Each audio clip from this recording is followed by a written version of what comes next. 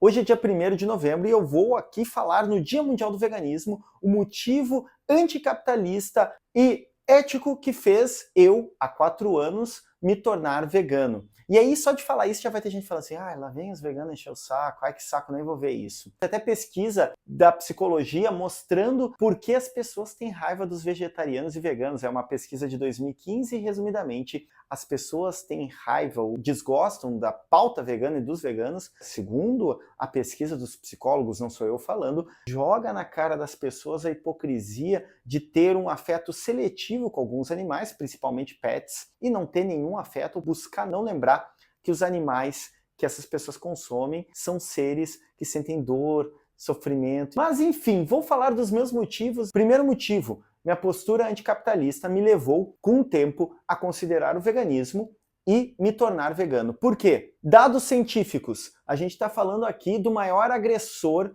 do maior causador de desmatamento, desertificação, uso de águas e extinção de espécies. A agropecuária no Brasil, e na verdade quando a gente fala agropecuária fica muito amplo, a pecuária é responsável por mais de 80% do desmatamento da Amazônia. Isso é um dado importante. As queimadas, inclusive, que andaram acontecendo estão intimamente ligadas com a pecuária. Mas não é só isso. A desertificação de solos, ela é causada sobretudo pelo desmatamento causado pela pecuária, pela criação, portanto, de animais de abate, sobretudo gado. Também é importante considerar que a pecuária é o maior agressor a animais em perigo de extinção, porque a pecuária ela basicamente destrói ecossistemas, faz com que vários animais que já estão em perigo de extinção acabem perecendo por não ter o seu espaço de alimentação. Algumas pessoas às vezes falam assim, mas monocultura da soja, ela também é uma causadora de desmatamento. Sim, mas é importante notar que mais de 80% da soja produzida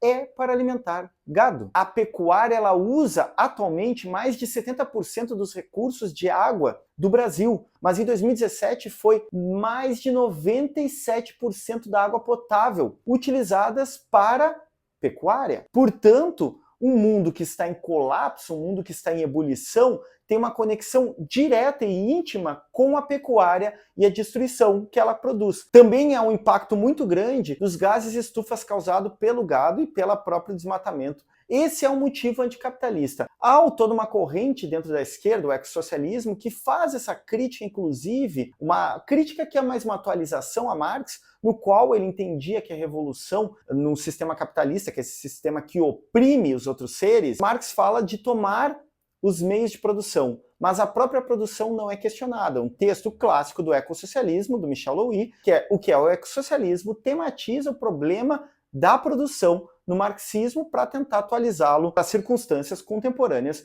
de um mundo que está em ebulição, que está em caos climático. O motivo ético, ele é um motivo bastante importante. Há uma tradição na história da filosofia, começa lá em Pitágoras, que era um vegetariano, hoje em dia a gente chamaria o Pitágoras de vegano. O Platão, na República, ele sugere uma dieta vegetariana, como a dieta ideal para a República Ideal. E Heráclito de Éfeso, o cara do devir, ele só se alimentava de ervas e de folhas. E ao longo da história a gente vai ter vários pensadores que vão se alimentar ou só de alimentos que não têm origem animal, ou muito pouco, como é o caso do Nietzsche. No fim da vida dele, ele vai se alimentar praticamente só de frutas. Mas quem tematiza isso, propriamente, esse é o ponto de corte que eu vou utilizar, são os utilitaristas. Jeremy Bentham e Stuart Mill são os primeiros pensadores a considerar os animais como seres com dignidade e que se incluem no ambiente ético. E eu aqui não estou falando de outros autores, filósofos, que também eram vegetarianos, como Schopenhauer, que dizia que o corte de caráter, a avaliação do caráter de um ser humano deveria ser medido pelo modo que ele trata os animais. E dizia que uma pessoa que não é boa com os animais não tem como ser uma pessoa boa de nenhum jeito. Os utilitaristas do século XVIII, Jeremy Bentham e Stuart Mill, os ingleses, eles vão ter um ponto de corte muito importante para considerar eticamente os animais não humanos, que é a senciência. Senciência é um conceito que considera a complexidade de um cérebro ou de um sistema nervoso central que é capaz de produzir afetos, ou seja, se o ser é capaz de sentir medo, de sentir dor, de sentir alegria, ele deve ser considerado na maximização do bem comum. Para Bentham e para Stuart Mill, quando a gente tem seres numa situação X, a gente tem que buscar o maior bem-estar possível para a maioria dos seres envolvidos. A ciência, então, é um ponto de corte. Há atualmente um certo niilismo, uma desesperança em setores progressistas que dizem: bom, não vai fazer muita diferença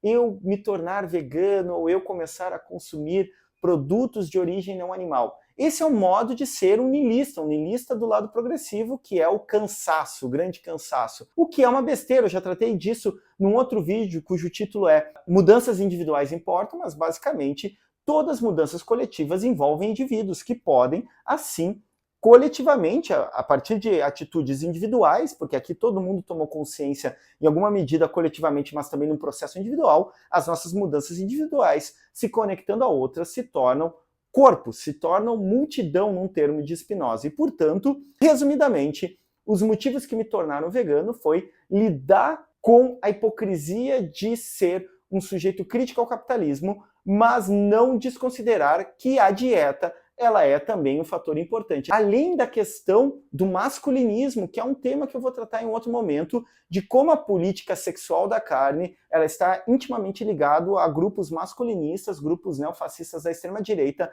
Recomendo um livro maravilhoso da Carol J. Adams, A Política Sexual da Carne, como bibliografia para quem se interessar pelo tema. Eu não nasci vegano, eu me tornei vegano, e aquelas pessoas que me seguem, aquelas pessoas que vão considerar esses elementos e disserem, pô, não consigo virar vegano de hoje para amanhã, diminua o consumo. Isso já faz uma diferença.